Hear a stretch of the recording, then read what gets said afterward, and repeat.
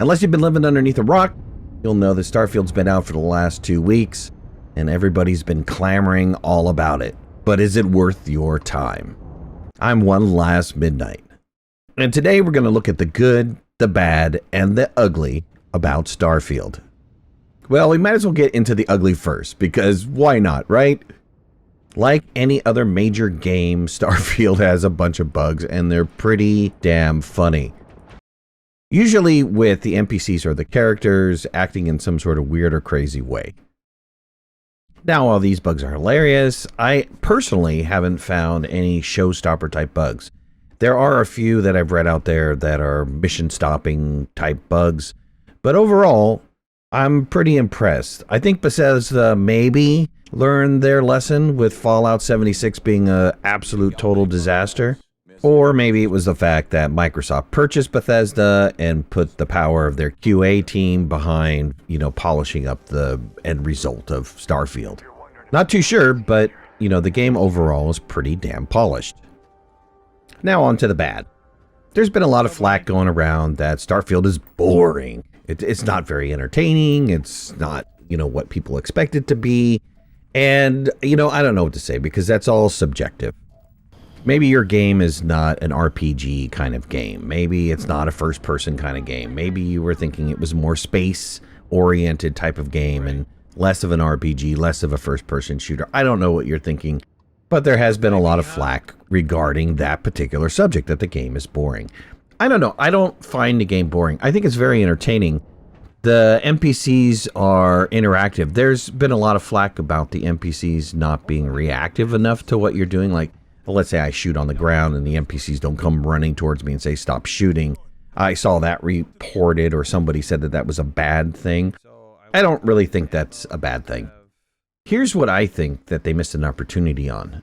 They have this first-person shooter RPG kind of game that's set in space, but yet they don't allow us to fly from planet to planet or system to system. Now, going from system to system, I don't expect to actually fly there. So having the grab drive or some sort of jump drive or whatever the case might be is good to have, because I don't want to spend, 80 minutes going from system to system. But the ability to be able to fly to a planet and actually land on a planet is an opportunity that I think that they missed out on.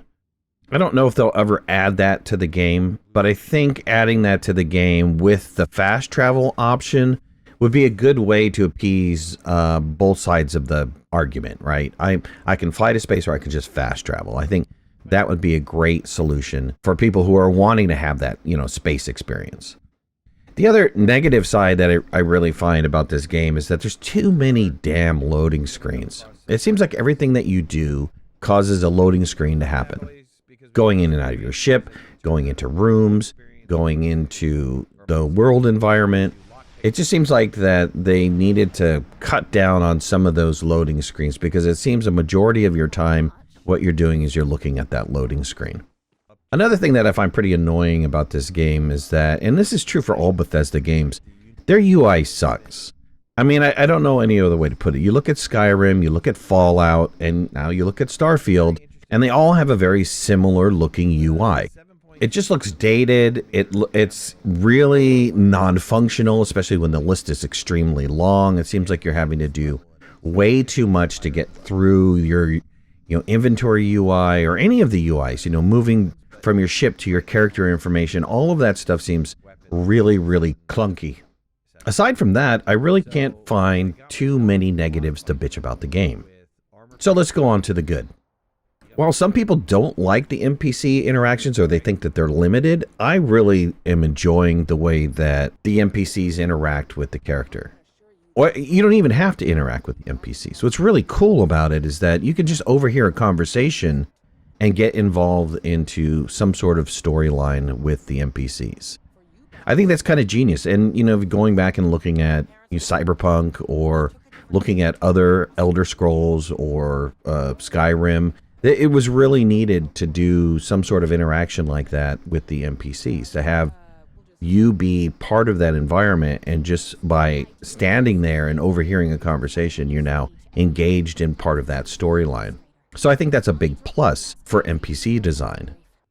The graphics are really good. I don't really care for the shader that they have on there. Everything is too dusty. It's too faded looking. You know, there's mods to change that shader to make it look a little bit crisper, a little bit clearer. But overall, the graphics are really impressive.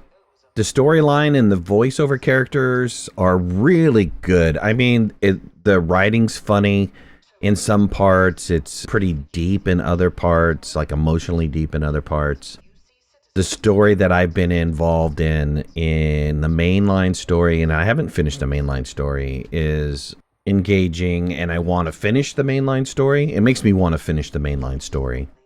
Aside from the storyline, you know, the first-person shooter aspect and the space combat is good. I mean, you know, I feel threatened when I'm overwhelmed with a number of ships or a number of enemy fighters attacking me. I don't feel like I'm so overpowered that the game is easy, and I guess if I want it harder, I can up the difficulty level.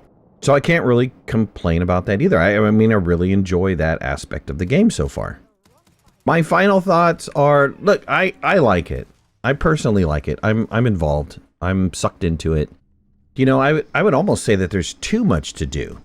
You get so involved in one of the storylines and then get sidetracked quite easily by overhearing a conversation or picking up another storyline that gets really deep involved.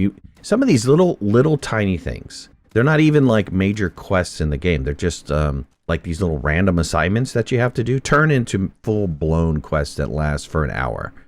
I personally would recommend giving it a buy. I don't know that I would spend the $70 price tag on Steam for it. What I did was I loaded Xbox for Windows, and I got a Game Pass, which was like $14 a month or something, and I'm playing it on the Game Pass, and which is a really good budget way to play this game if you don't want to go flat out purchase it for 70 bucks.